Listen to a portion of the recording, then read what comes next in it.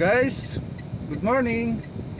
Good morning mga ka-easy. Kasama natin ngayon, Sir Emil. Manual transmission po. Ngayon andito kami sa kalsada na kung saan uphill po ang posisyon namin.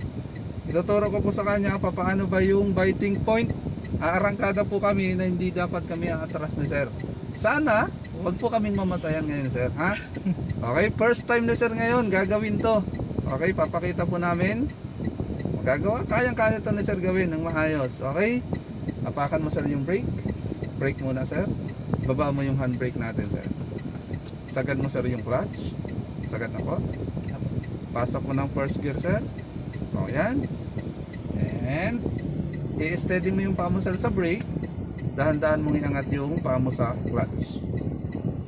Dahan-dahan lang po. Pakikiramdaman natin na manginig yung makina. Okay, steady mo yung clutch Sir, bitawan mo yung brake. Ayun, gumalaw, dahan-dahan, yung sasakyan po namin. Umabanti kami na Sir, dito lang tayo Sir sa gilid. Ganun lang mga ka-easy, napaka-basic, kaya napaka-easy, makuha po yan. Biting point po ang tawag dyan para hindi po umatras ang kotse natin. Yun lang mga ka-easy, have a nice day ahead, ingat po tayo.